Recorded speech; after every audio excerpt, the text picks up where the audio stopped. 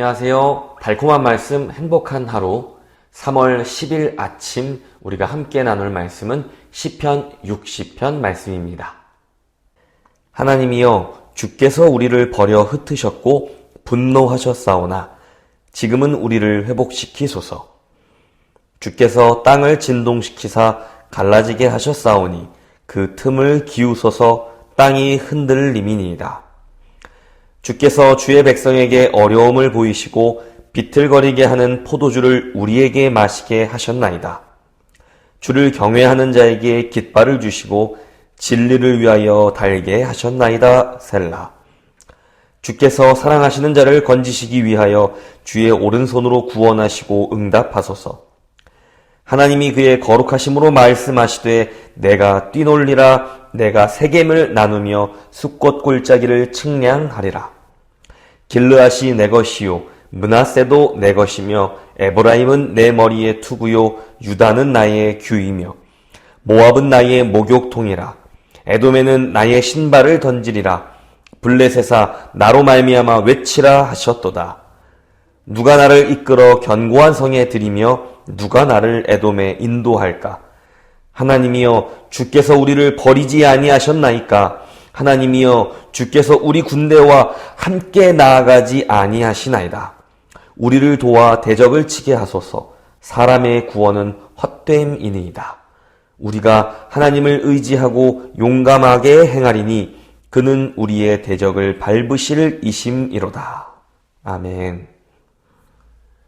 오늘 시편은 우리가 완전히 절망적인 상황이라고 할지라도 나와 하나님과의 관계를 기억할 수만 있다면 그 어려움을 극복할 수 있는 힘을 얻을 수 있다는 사실을 우리에게 알려줍니다.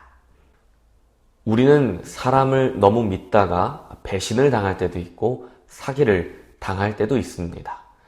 또한 나 역시도 불가항력적인 이유로 누군가와의 약속을 지키지 못하게 될 때도 있습니다.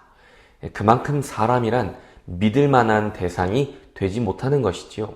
사람과의 약속은 깨지기 쉽고 사람과의 신뢰의 관계는 배반당하기 쉬운 법입니다. 그러나 하나님은 다르시오. 그분은 신뢰할 만한 분이십니다. 그분은 약속을 어기시는 법이 없고 한 번 하신 약속은 반드시 지키는 분이시기 때문입니다. 그래서 하나님은 믿을 만한 분, 또 신실한 분이라고 우리가 이야기하는 것이지요.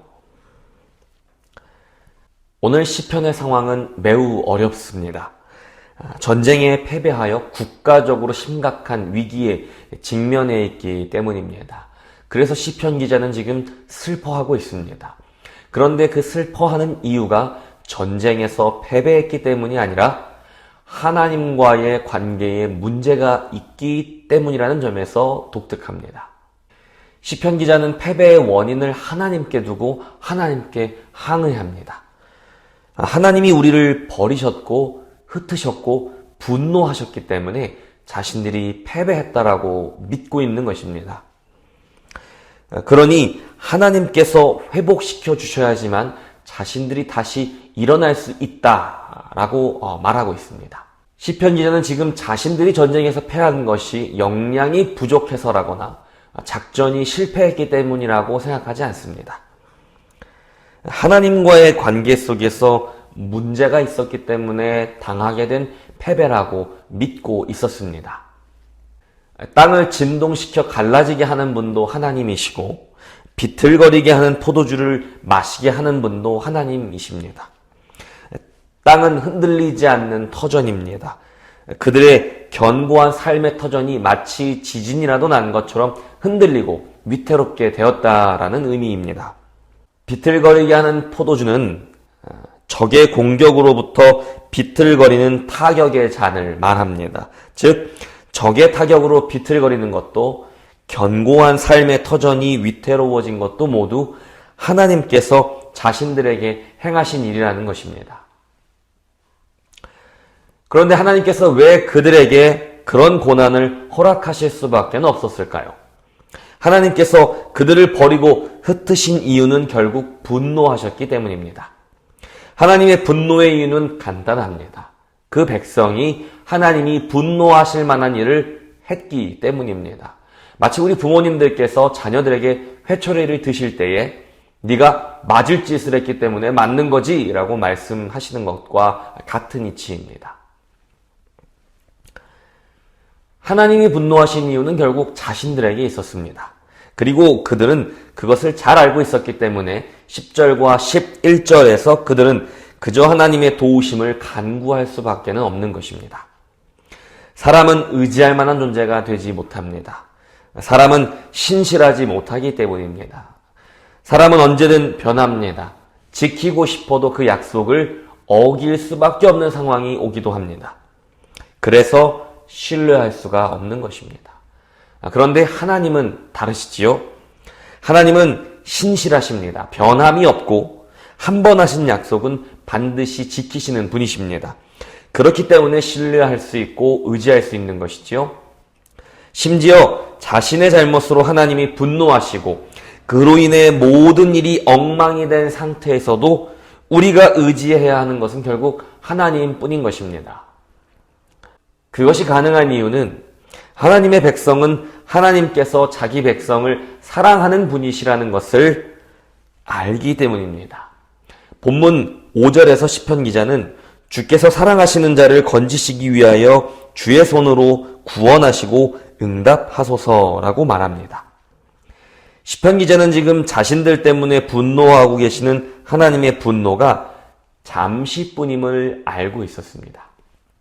왜냐하면 그들에게는 하나님께서 주신 깃발이 있었기 때문입니다.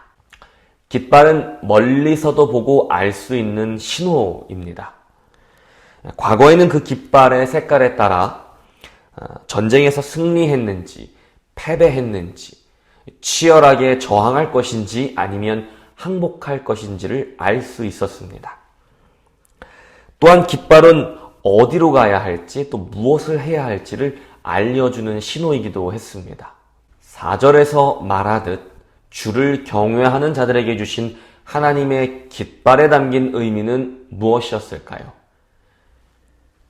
그것은 하나님의 백성이 어디로 가야 하는지 또 무엇을 해야 하는지를 알려주는 하나님의 약속이 담긴 깃발이라는 것입니다. 깃발 자체에는 아무런 능력이 없습니다. 그저 나풀거리는 천조각에 불과합니다. 그러나 그 깃발을 들었을 때 그리고 그 깃발을 바라볼 때 군사들은 자신들이 어디로 가야 할지 무엇을 해야 할지 그리고 자신들의 상황이 지금 승리인지 패배인지 저항인지 항복인지를 알 수 있었습니다. 그 깃발에 약속이 담겨있기 때문이죠.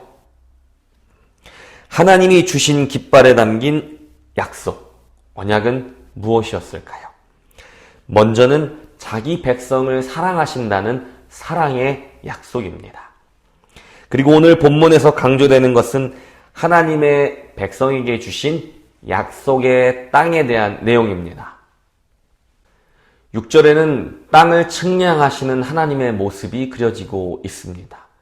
지금도 길을 나가보면 가끔씩 이상한 망원경 같은 또 카메라 같은 도구를 들여다보면서 땅을 측량하고 있는 측량사분들을 종종 발견하게 됩니다. 과거에 엉성하게 구분되어 있던 땅의 구획을 다시 정밀한 측량 작업을 통하여서 정리하고 있는 것이죠. 실제로 이 측량 작업을 통해서 여러 평의 땅을 잃어버리기도 하고 또 돌려받기도 하는 일들이 일어나고 있습니다. 하나님은 그 누구보다 엄격하게 땅을 측량하십니다. 그리고 측량하신 자신의 땅을 자기 백성에게 분배해 주셨습니다. 그런데 그 받은 땅을 지금 깡그리 잃어버린 것만 같은 상황이 되었습니다. 그 견고하던 삶의 터전이 흔들리고 갈라지게 되었다는 것입니다. 그러한 상황에서 오늘 시편 기자는 하나님이 우리에게 주신 깃발을 바라보자라고 말하는 것입니다. 그 깃발에 담긴 하나님의 약속을 바라보라고 말하는 것입니다.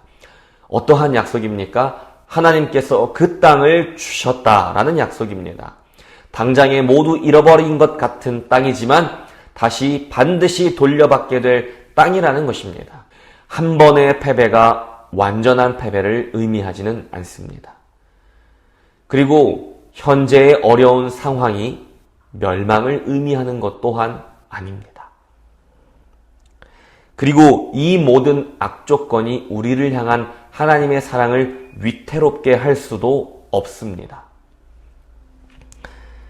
심지어 지금의 이 어려움이 우리 자신의 잘못으로 인한 하나님의 분노로부터 야기된 것이라고 할지라도 우리는 우리를 향한 하나님의 사랑을 의지할 수 있습니다. 우리를 향한 하나님의 사랑은 우리가 아직 죄인 되었을 때 우리를 위하여 죽으신 하나님의 아들 그 예수님으로부터 확증된 사실이기 때문입니다. 우리를 향한 하나님의 그 사랑은 이미 확실하게 약속된 사랑입니다. 하나님의 약속은 변함이 없습니다. 그리고 하나님이 약속하신 그 사랑도 변함이 없습니다. 우리는 지금 코로나 팬데믹으로 정말로 어려운 시절을 지나가고 있습니다. 누군가에게는 코로나가 아니더라도 참으로 어려운 시절이었을 텐데 더욱더 어려운 시절을 보내고 계시는 분도 있을 것입니다. 우리는 이 어려움이 우리에게 왜 찾아왔는지 쉽게 이야기할 수 없습니다. 또 그 이유를 우리는 명확하게 알지도 못합니다.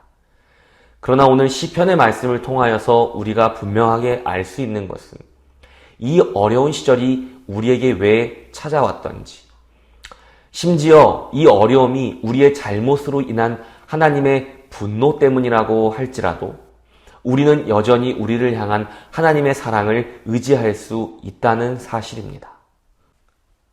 혹 하나님이 우리를 향해 분노하고 계실까요?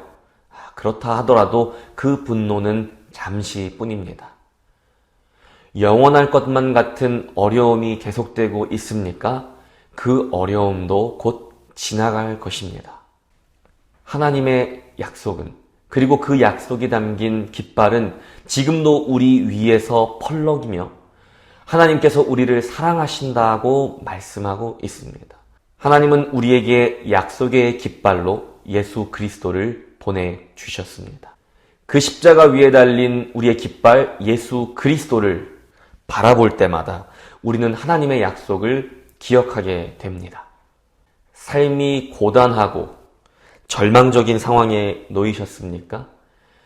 패배감과 무력감에 짓눌려 계신가요?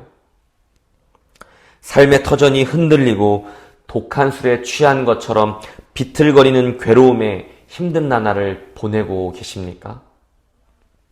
저기 십자가에 달린 예수 그리스도를 바라보십시오. 우리에게 주신 그 약속의 깃발을 바라보십시오. 그 깃발에 담긴 하나님의 약속을 기억하게 됩니다. 하나님은 당신을 사랑하십니다.